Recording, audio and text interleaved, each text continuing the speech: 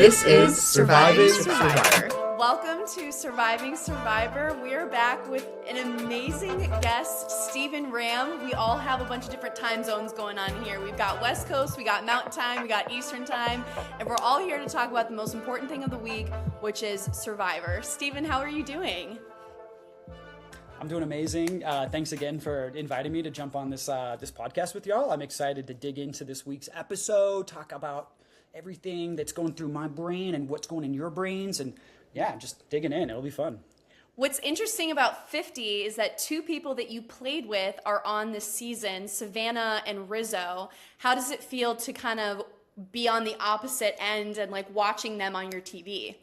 Yeah, it's actually really fun. So I was really excited. I mean, every player on 49 was hoping that they were going to get the call for 50, I think, for the most part, right? I mean, production was definitely dangling it like a nice little sirloin steak, being like, hey guys, if you want to make it on 50, it's going to be legendary. You got to up your ante. And so everyone, post-merge is when they really started hitting us with that, and everyone came out swinging. But, you only knew at the time, we didn't know if anyone from our season would make it, let alone two. And so I'm just really, really stoked for both of them. I think they're both really great players. I played opposite of both of them, so I'm very it's very fun being on the other side of their gameplay.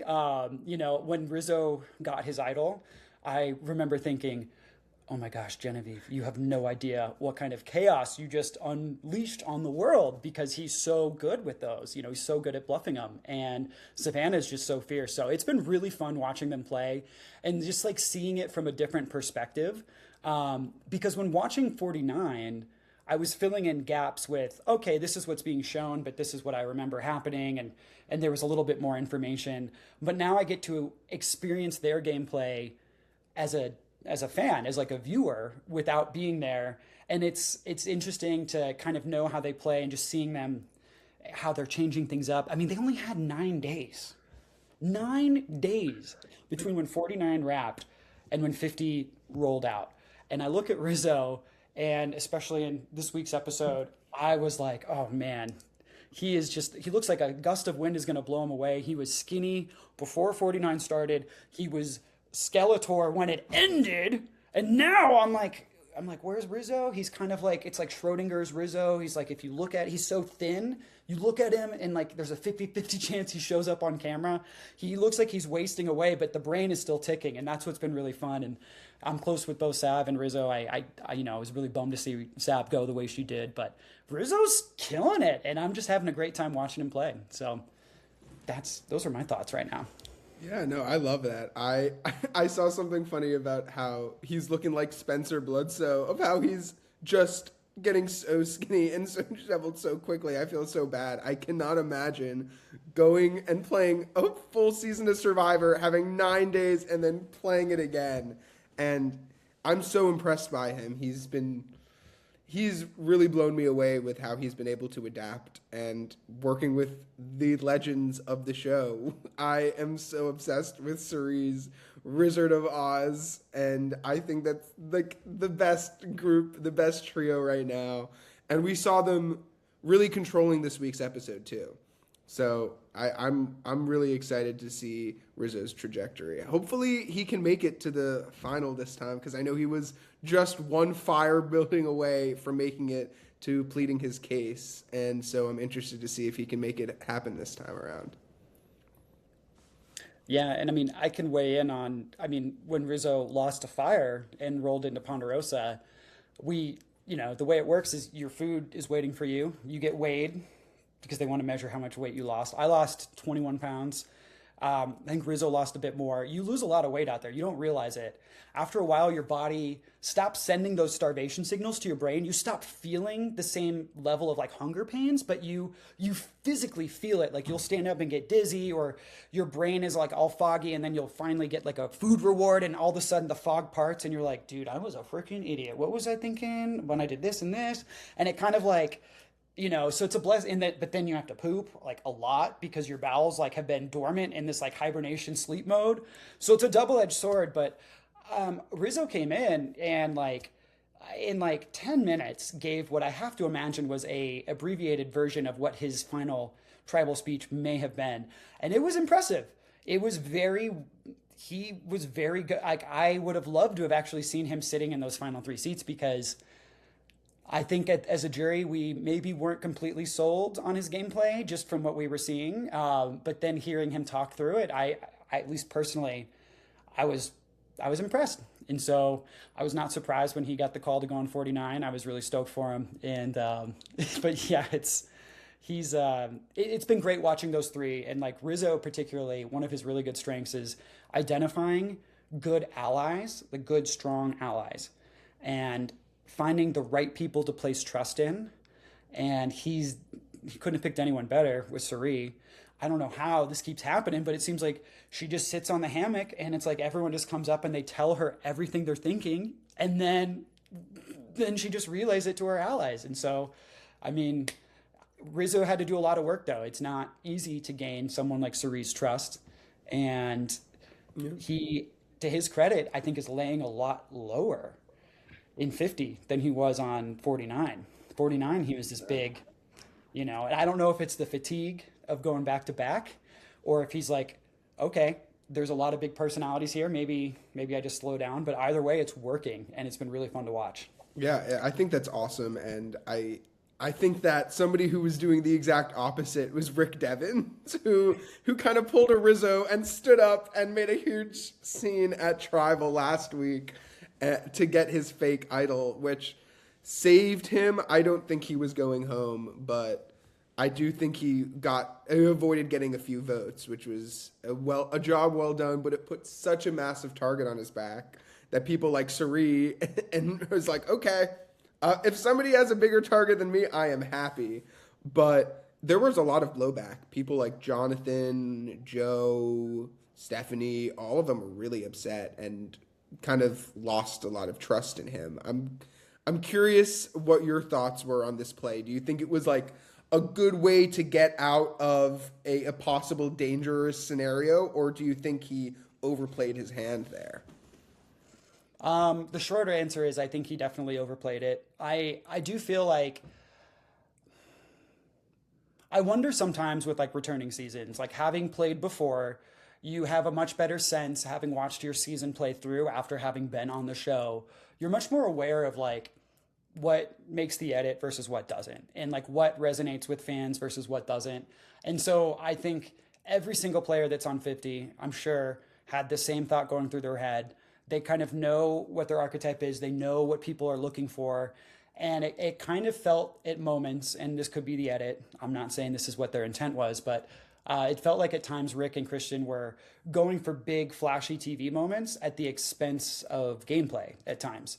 And so they out-Rizzo'd Rizzo in Tribal, and I wonder what was maybe going through Rizzo's head as he saw that, like, bro, that's my freaking move, although you haven't seen my season yet, but just wait, because that was the stuff that he did. And I remember how it felt looking over at the jury, and people ask me all the time after the game ended, they're like, why weren't you guys working harder to get Rizzo out? And I was like, well, for me personally, it was because I looked over at the jury, and every time he was doing that stuff, they were rolling their eyes. And so I was like, this is great, because he thinks he's building a resume when in fact, I think he's actually doing the opposite. And so I think Rizzo learned from that, from conversations maybe post game, or maybe just watching it play out real time and seeing what it feels like to not be the one dangling the idol and flexing and being like, oh damn, like when other people flex, it's kind of puts a big target on them, And so, yeah, I think from my perspective, I know I'm rambling a little bit. I tend to do this, so just play me off if I'm going too long. But basically, I do think that it's one of those moves that it's a Hail Mary. So you can only do it once, and you better have a good contingency plan afterwards. In the space industry, we call this redundancy. You need to have, if it's a single failure mode, which means if it breaks, the whole mission is a failure, you need to have redundancy. You need a backup plan. And I don't know if there was really a backup for the fallout that came from that, because at that point, you're breaking the trust not only of your allies. We saw him talking with Emily. Emily was like, that was really dumb. I mean, I think genuinely in the moment, it seemed like Devens felt like he was going to be voted out. And so in that moment, dude, what do you have to lose? The difference is getting voted out or maybe not. So in his head, I think he made the right move. but it's easier for us as the viewers and other folks to kind of look from the outside and be like, dude, I don't know. Like, you probably could have waited for a bit, because now, I mean, just look at what happened. Everyone's like sus of Devins, and then Christian's kind of lumped into it. So it just felt like, I think Rizzo said it best. He was like, they're just playing too hard. They're playing too fast. And people pick up on that. And especially in a big game with big personalities where people's legacies are on the line, it's not just a regular season of Survivor. It's like, everyone's out there. Sometimes it's better to be the shortest blade of grass, because the taller ones get chopped off the quickest. Yeah, and even Aubrey, who was literally his partner for that challenge, was like, I'm okay to jump ship. I'm okay to go to the other side. Talking to Jonathan about how she's not afraid to pull the plug on this nerd alliance, they said. Yeah. Which I kind of love that, of how she's not afraid to do that. Yeah, and I remember Rizzo, at one point, it was during the montage of the pre-tribal scramble, which I know we're jumping ahead chronologically, but they did a great job this episode capturing some of the chaos and paranoia that goes through those pre-tribal moments, and we'll get to that more later, I'm sure. But I thought Rizzo was like, when he was like, yeah, he's going bing, bing, bing, bing, bing, bing, bing. People pick up on that. And, sometimes you gotta like, Survivor's kind of two-faced, or like there's two sides to the coin. One is knowing yourself, knowing how you think you're coming off, but also putting yourself in other people's shoes and knowing how you're being perceived. And if you lose that second one in particular, it becomes really hard to recover, because you think you're playing a really under the radar game, but people sometimes catch on to you, and you're like, was this obvious? And they're like, yeah, that was super obvious. Or in some cases, you're like, did you pick up on this? And they're like, nah, dude, what the hell? I didn't even know you were cooking that. And I'm like, yeah, it didn't work, but if it did, you would have been cooked, things like that. So it's funny, dude. Anyway, I don't know. What do you guys think about the move, though? I know I just kind of gave my thoughts, but what do you guys think? I, as a fan, loved it. Like, watching it, it was like, as Rizzo would say, it was pure cinema. It was very entertaining. It was very fun. And I love when people go swinging for the fences. If there's ever a time to do it, it's 50. And so I was watching and I was like, this is great. But I'm curious, like, you guys are super fans. You guys know your game strategy. What were you thinking from the sidelines? Like,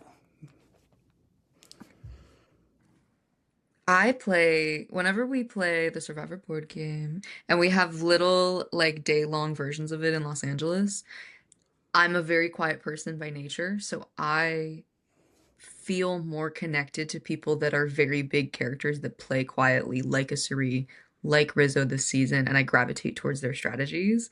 Whenever someone is very showy, I think you have to own up to it. So going all the way back to someone like a Russell Hantz, that's how he is, and that's how he's going to play, and you can't change that. With Devins, I understood the move and I understood what he was doing, but it's that thing where I wish he knew to do it later. Similarly to Aubrey earlier this season, I wish she knew to bring up the idol later than she did. I felt like she really messed that up a couple weeks ago, as I'm sure she did, and felt that way of it's hard for me to empathize with people who play loudly whenever they're afraid rather than retracting back. So personally, while I loved it for the entertainment, I felt bad for him of it didn't feel like the right time. She said it perfectly. I completely agree. Yeah. I kind of felt that too. And I think that's kind of a testament, because both Devins and Christian, I think, are amazing Survivor players. But the paranoia that like gnaws away at your psyche over time, you'll go in thinking that you've got it all, you're centered, you've been meditating to prep, deep breaths. And then you get there and, it's, especially in that the pre-tribal scramble, it's this big game of speed dating. And yeah, sometimes the voices in the back of your head can outrule the logic at the brain doesn't work this way, but the logic at the front of your head. And so sometimes you get to do a battle where things are freaking fighting back and forth. And it's like, what's the loudest voice that's going to win? Do you trust the logic part of your brain, which is prone, especially I relate a lot to Christian as an engineer. Sometimes we're prone to overthinking. And like my biggest fear going into 49 was thinking myself out of the game. And so I actually suppressed that so much that when my blindside happened, I think there were very obvious red flags in retrospect that I kind of like talked myself out of not overreacting. So it's like it's like that's the fun part about playing the game and then watching it again is like, oh, I'm like, oh, I can empathize with it. But I also completely agree, Abby and Emily, with what you both just said. Like, yeah, it was too soon. But in the moment, when you think you're about to get your name written down, but like in a permanent way, like you're out the game, like that is the fear that goes through your head. You're like, I'm going to do whatever I can do. So I loved what Devins did, but yeah, he probably could have waited a while. And it's hard to do it this early into the merge because where do you go from here? People are going to be sus, you know? But then in the pro of it, he can go, if he were to have been the person voted out, which thankfully he was not, but if he were, he could say that he did it. And that's something that the regret of not doing it, I think would eat you alive so much more than the regret of saying that you were trying your best and played the biggest game that you could. Similarly to Christian, who was doing a lot of talking this episode and trying to make a lot of moves, but unfortunately was saying some of the wrong things to the wrong people. He started this episode by telling Sari that he wanted Ozzy out, and I'm curious how you feel about those cross lines of connections that you might not be aware of on the island that we're privy to as audience members watching the show. Yeah, I'll say this, like, you know, I think as a viewer, naively, I kind of thought that maybe alliances, I knew people would talk, right? Like, even though you're in a different alliance, like I knew conversations would happen, but I mean, so many conversations happen between you and the people that you're working against so frequently because you have to keep up appearances, you have to keep doing this. And it's this big web of making sure you're not saying the wrong thing to the wrong person. In my head, I always had like a different narrative. This is the way I segmented it. Each person, I had to keep track of what I've told them and like what they thought I had, what they thought I knew, and like keeping that straight, but then keeping it also consistent with your allies because they're having also conversations on your behalf. And it becomes this big web of like, you know, and I have a lot more empathy, I think, watching it now for sometimes when people will do things like you know, to us, obviously, it's very obvious that Sari, Rizzo, and Ozzy are a trio, but sometimes people are very good at hiding those things and you get a little tunnel visioned and you will confide in the wrong person. But it has surprised me, at least from what we've seen, how people have not picked up on the fact that Sari and Ozzy are working together. I think the Rizzo connection to those three, I think seems pretty well hidden, smokescreened. But I think that's a testament to Sari's social game and Ozzy's game too. Ozzy's playing great. It's a two-way street, you know? Both people need to be able to play ball. And I was listening to I didn't get to listen to all of it before this podcast, but I was trying to listen to Christian's exit interview. And I remember he was asked, did you know that they were working together? And his answer was no. And I think that one thing that surprised me was I thought I was really perceptive and pretty good at picking up on who was talking to who. It becomes obvious, like when certain people, you'll have conversations, but if like someone doubles back, like here's a really good example. This is one of those red flags I looked past in season 49 that in hindsight, I'm like, Steven, what were you doing? But after we get back, I didn't win immunity. Savannah has immunity. It's final 6. It's 3v3. I've got my block of vote. I have a quick conversation with, I can't remember. I think it was Savannah was the first person I talked to. And then I looked over and Christina and Sage were chatting. Not out of pocket. We kind of take turns doing this like individual game of like each person does a 1-by-1 dance. Then afterwards, Christina comes and talks to me. She's inadvertently spilled the fact that they were talking about me as a potential target, which had my hairs on the back of my neck stand up immediately.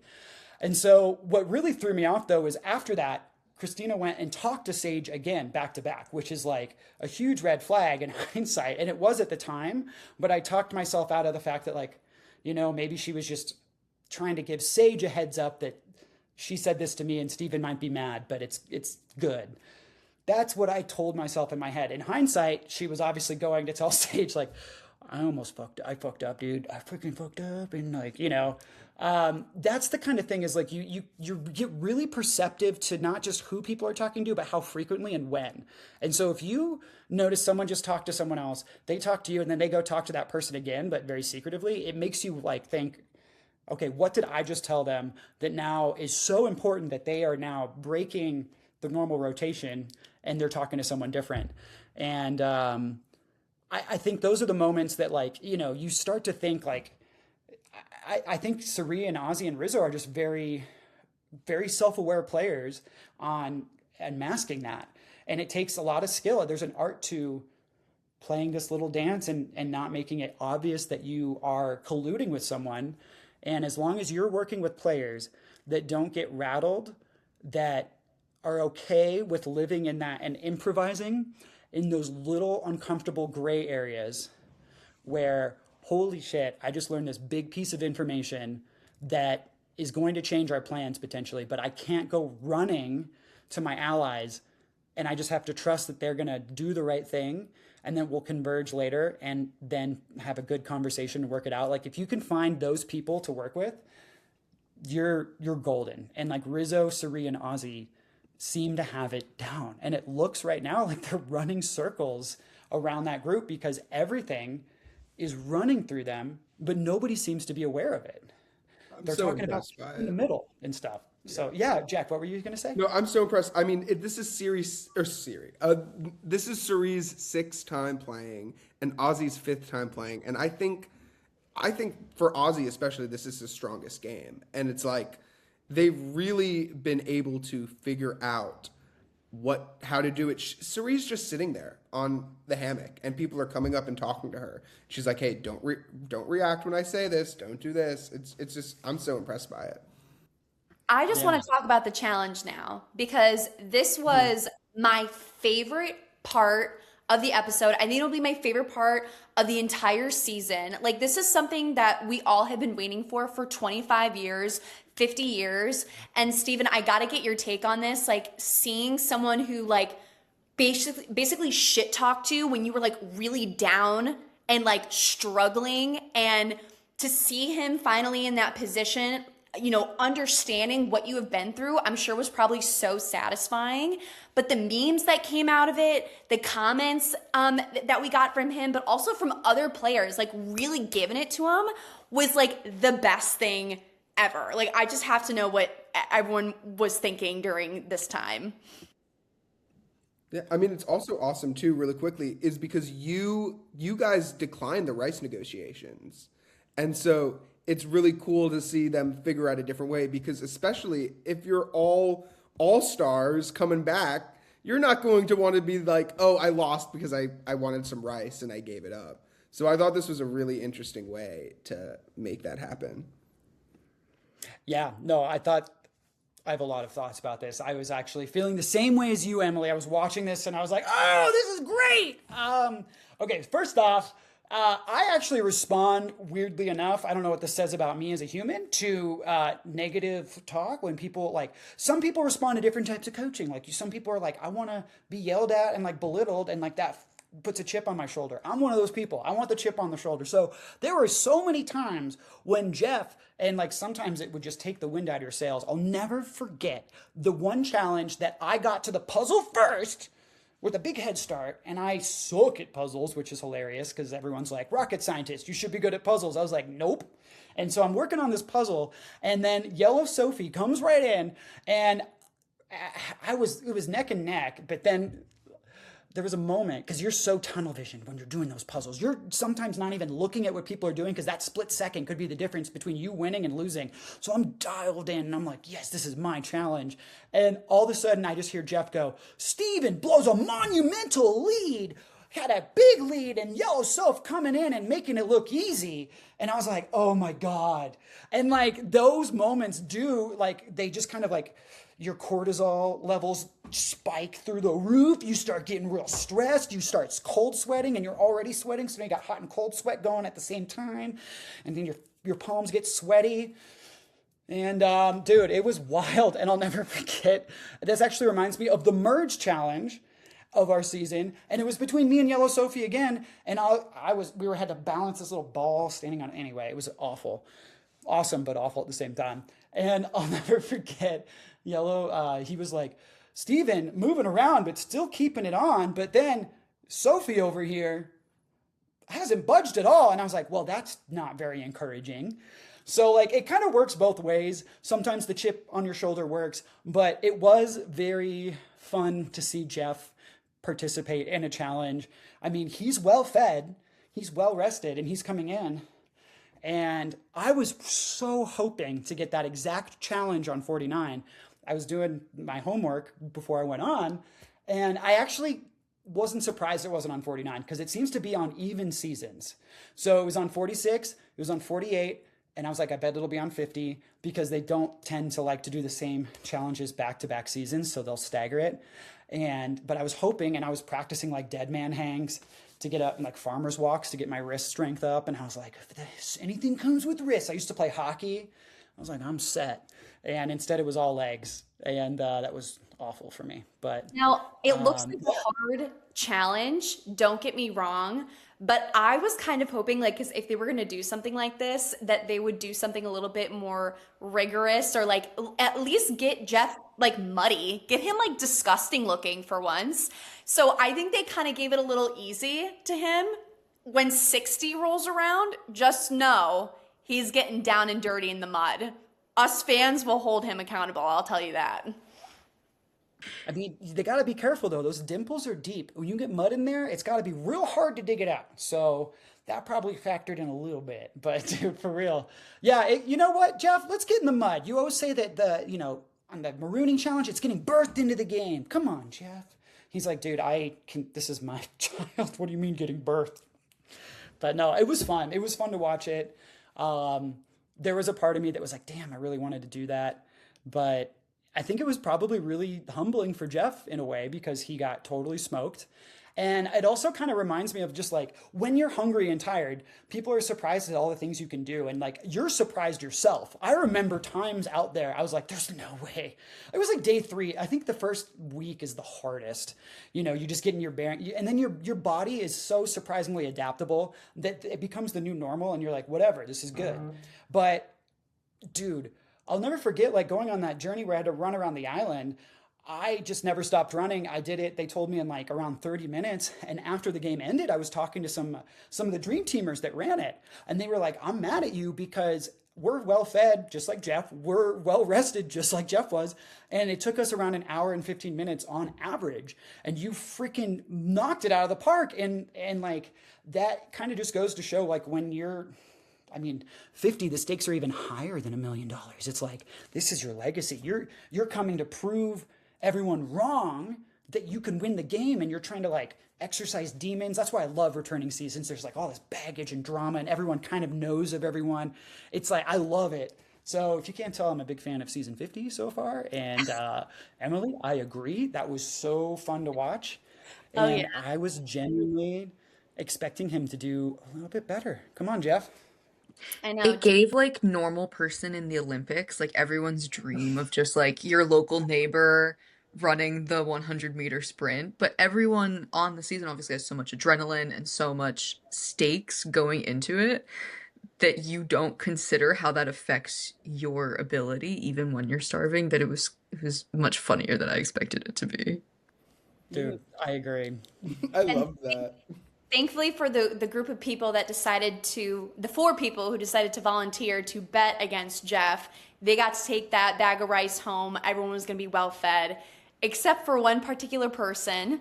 And Steven, I'm glad you brought up journeys, because Christian, our guy, had to go on one. And right now, as we're filming this, Christian Hubicki is going he's in 30 Rock, about to go live with Jimmy Fallon, the guy who put his grave to rest, put him to rest.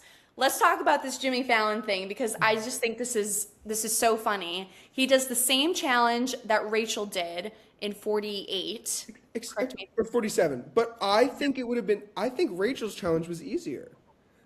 Because, like, this is like a jigsaw puzzle where you have to figure out like what is the corners, where what goes where, and it was a long puzzle. And like Rachel's was still a challenging puzzle, not to discredit what she did, but I think that moving colors to make all of the match is a lot simpler than struggling to put pieces Oh, into 100%. place. Especially since you're hearing it unspool, like I give Christian so much credit for how far he was able to get in that puzzle. Yeah, but let's talk about the twist too, which I think this was so fun. And yeah, we've never seen anything like this where if he, finishes the challenge and he gets what he needs to get done, then he gets to put a vote in and nobody gets to know about it unless he wants to say something about it. And then if he loses, which he in fact did, he had to write his own name down. We've seen people like threaten this before in the past, but it's never, I feel like, I have a terrible memory. It's never been done. So it's kind of like, it's just fascinating to me. And the poor guy was honest about it. And he's like, yeah, this is what I did and do what you want with it, even though I'm already kind of on the chopping block for trying to defend my guy Devin. So with that being said, I think we should definitely start talking about like the dynamic back on the beach. Because even Emily's name was brought up. Mm-hmm. Ozzy was talking crap about Emily flipping back and forth. But Suri has like this, she's got her hand in so many different cookie jars, as they said on the episode this week, that it's like, how do you keep track of it all? But she's able to direct it however she wants.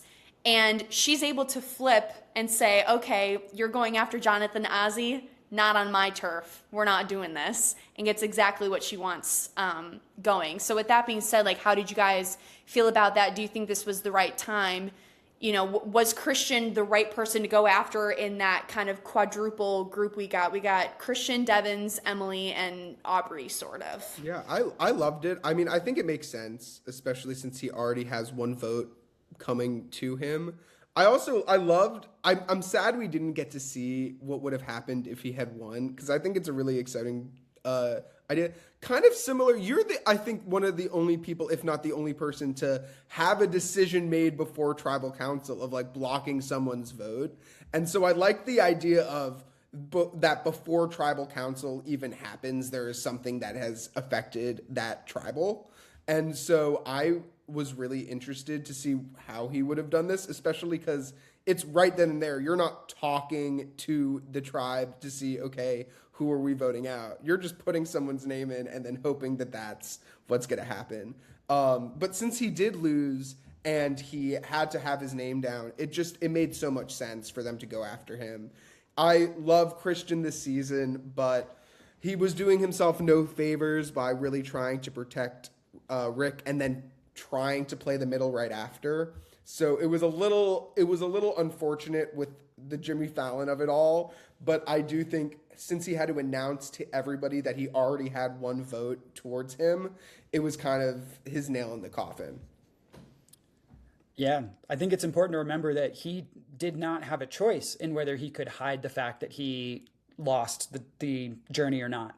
That was an interesting twist. And I feel for him. I think that is a bummer, like having to write your own name down, but announcing that to everybody. I don't know. I was thinking through this. I don't know if there's any player at that point in the game that could have come back from that, because you get to a point where, I mean, I think honestly, maybe Suri could have come back from it. Like there are some players that just don't have a target on their back at that point. And it really does come down to like, you just like timing, and one thing that Suri is so good at is knowing where all the advantages are. She's always knows where everyone's heads are at, who's working with who. She has her hands in cookie jars, but hides it really well. And so information is like the biggest currency you can have out there, as you guys know. And so that allows her to maneuver in a way that I think if Christian had to write someone's name down in that moment, based on what we saw in the edit, I would have thought he probably would have written down Ozzy. And honestly, I was thinking through it as I was watching this happen. I think that if he did not have to write his own name down, maybe he just lost his vote, but he could have lied about it. I think he might have been able to squeak through because Emily put her neck out there. to the wrong person. And that's what's so scary when you're out on the island, is that you think that you know who everyone's allegiances are, but sometimes you get surprised and you get your trust broken once. You get blindsided once, and then next thing you know, you're sus about everything. And next thing you know, like, you have to be so confident. Like, and that's what's a testament to Cerie's mist, that she's just this aura she's got around her that just like makes people open up. Because I don't know, watching Cerie play 5 times before this, is that what I would be like, I got to be really careful what I say to Cerie, because she's probably working with people that I don't even know. And so you just have to be really certain whose name you're throwing out, and being really smart about it. That's like the hardest part, is like, you know, knowing when to hold back. And so anyway, yeah, that whole twist, I kind of hated the part where they made him have to write his name down and announce it, because I think that it's bad enough to lose your vote. That restricts your maneuverability, but telling people that you can't even play your shot in the dark, and they already have 1 vote against you, I think that's just like the penalty for that journey almost feels like you get voted out. Like, I don't know, like, unless you're in a really, really strong position, you get voted out. But that kind of removes that choice from some of the high chaos, you know, high variance players that we love to watch play. Like Emily, I've been loving watching her play. She's so great.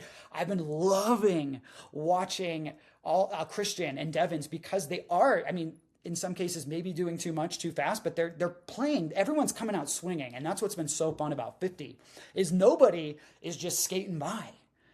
But oh man, I was like, I felt for him so bad, but at the same time, you're kind of like, dude, you kind of worked yourself a little bit into a corner already. Your name was already out there, and this was the nail in the coffin. I don't know. What do you guys think? Do you think, is there any other player right now, I mean, aside from like maybe Cerie, that you think could have maneuvered out of this if they had gone on that journey and lost? Because I think it was Ozzy who volunteered. Was Ozzy volunteered? Joe, Jonathan. Well, Joe won, so I don't think Joe could have gone, right? Oh, not Joe. Sorry, Jonathan. And yeah, Jonathan, and then there was one other person. Was it Rizzo? I don't think. No. Was it Ozzy? I thought it was Ozzy. Yeah, it was Ozzy. Christian were the final 2. Yeah. Was it Tiffany? Yeah. It was a woman, I think. I think it might have been Tiff. Or no, Steph. I think It was Steph. Steph. It was Steph. Yeah. I No, don't know.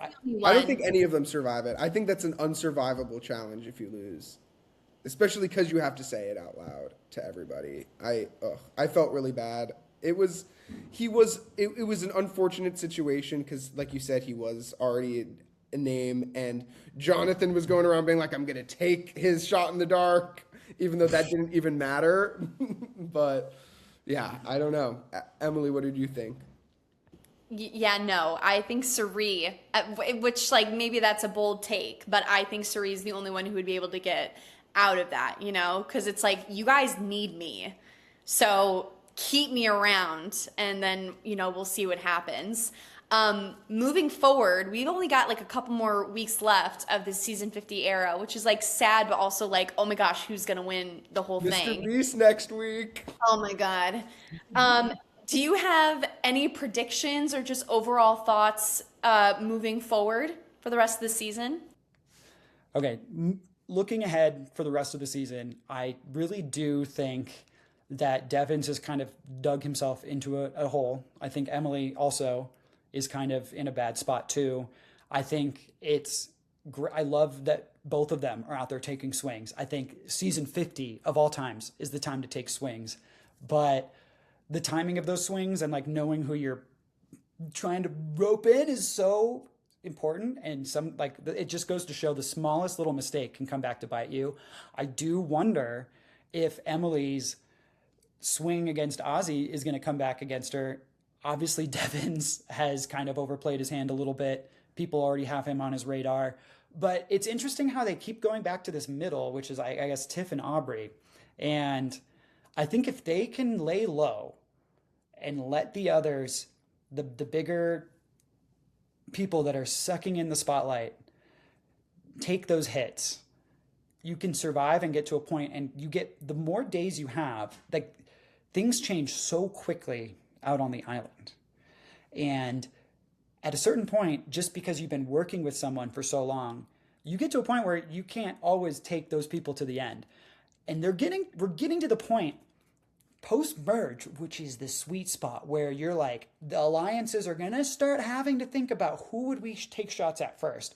And I think if Tiff and Aubrey can kind of just, I hate to say the word floating because I think that implies passive gameplay, and I think they're maneuvering with intention. But if they can keep, from drawing too much attention, I think they can make it farther. So I can see them doing well. I think Rizzo's playing great.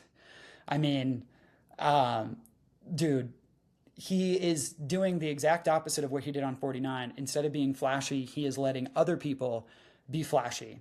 And that is, I think, the best thing he could be doing right now, because he's demonstrating to some of the old school players that value reliability and consistency and just level-headed gameplay, which is Rizzo in a nutshell. He is demonstrating that to Suri and Ozzy. And they are two players that I think for a lot longer than others might reward that with loyalty. They will. So I think he's in a really great position that people seem to be, I don't know, from what I've been seeing online, I'm like surprised people aren't talking about Rizzo's game right now. I mean, we've been talking about him all season. Don't you worry. We've been talking about him. RIZGOD. Yeah, he's the collective fave here. I'm rooting for him to win. I am absolutely loving it. Mm-hmm. I'm loving Rizzo. I honestly, I look at Joe and I look at Jonathan and I see two players that if I'm in the game, and I mean no shade, but based on what we've seen, I'm like, I think I could beat them. I don't really know if they have any resume moves. And so I just look at the players that unfortunately maybe have done a little too much too quickly, that don't have the alliance insulation that they feel they do. And to me, that kind of jumps out as being Emily. And I think Devins probably now is very aware that he's on the outs. We don't know. We'll see next episode. But, I mean, seeing your closest ally walk out of the game and knowing that Devins told Emily that the idol was fake, I mean, he doesn't know that Emily has been running around pretty much sharing information in a way that I think is a lot more strategic and intentful than the edit has portrayed. I've actually been really impressed with her gameplay. A lot of people are like, oh, she's just letting everything fly. And I'm like, yeah, but there's kind of a strategy to that sometimes, and sometimes if you portray yourself as not being as big of a threat by being, it can work in your favor. So anyway, I know this is a really roundabout, rambly way of saying rest of the season, I think Rizzo's doing great. Obviously, I think the Suri, Rizzo, Ozzy trio is the trio to break up. If anyone catches whiff of it, they're totally cooked. But if they can keep this trio hidden, they're in a good spot. And I think I'd be most worried if I were in order. I would say Devins, Emily are the two, and then after that, Tiff, Aubrey are probably the most people in the crosshairs. I don't know. I just see Joe and Jonathan. It was interesting how he was talking about notches in his belt, right? And how those votes, getting those people out were his doing. And it makes me wonder, thinking back, sometimes the tides and the winds just shift and it just becomes so obvious that this is the person to go at that time. Can you really give credit to a single person for when that happens? I mean, with Christian, that kind of happened here. I don't know if a single player can take credit for making, his out, So it's interesting. I don't know, but they're definitely, the edit is kind of giving Jonathan credit in a lot of areas. So that kind of, if you read into the edit that way, it makes you wonder, it makes you think. And we'll just have to see. Exactly. We'll have to see if these kind of middle players secretly running the game, underdogs that we haven't seen a lot of, or if surprisingly these very, very big characters are actually going to take over the season. But with that, that's the end of episode 9 and brings us to the best part of our week. Meme of the week. Steven, we would love to show you some memes, if that's okay. Are you ready to see some Twitter Survivor memes? I am. I love a good meme. So we just pick out our favorites from this week that have come out about Survivor, typically about the episode, not always, and just something a little silly to laugh with. So do either of you want to start? I can start. Go ahead. A trio we've been talking about a lot this episode with the Suri, Rizzo, and Ozzy. We got from Just a Girl tweeted, Suri every time someone wants to target Ozzy or Rizzo. And it is Will Smith at the Oscars. I saw that one and I cackled. I was like, that is so freaking funny. So that is my meme of the week, is Suri saying, do not you dare say that name. Keep my wife's name out your mouth. I love that. And then I made it very clear what my favorite part of the episode was, so I'm keeping on that theme. The montage of Jeff being nasty and not a single moment from the new era. From White Lotus, which haha, very funny, of everyone just looking all judgmental. It's not that funny, but I think it's a good representation of what we got. And then mine as a little finale is about Christian and Suri. Christian working out that Ozzy is actually the middle, and then the reaction to Christian telling Suri. But we, of course, want to also say thank you so much for joining us, Steven. It's been amazing getting to talk to you this week and hearing all of your thoughts about 50. We can't wait to see what happens next. We'll link everything that you've been up to down below. Tell the people where can we find you. Oh, if you do a little Google search, I'm not too hard to find. I'm on Instagram and TikTok now, somewhat_Steven, and I think I'm on Twitter still as Space Ram. So you can find me there. Some people find me on LinkedIn. That's cool too. If you want to talk space stuff, and I'm much more professional there. So come with your A game. Don't come at me with Survivor stuff. But thanks for having me on. This has been really fun. Thanks for letting me yap. I know I can ramble sometimes. And we love it. You're incredibly patient and have been very fun to chat with. You're all three of you are very passionate about the show, and I was a fan before going on, and it's just really fun and refreshing to chat with three people that just enjoy the show and are having a blast and hearing your perspectives and sharing memes. That's what Survivor's all about. It's Jack, you said it best. It's a sport, dude. Mm-hmm. And I treat it like a sport. So. Mm-hmm. All right, with that being said, we'll see you guys all next week with whatever Mr. Beast has in store. We'll see you guys then. Bye. Thank you.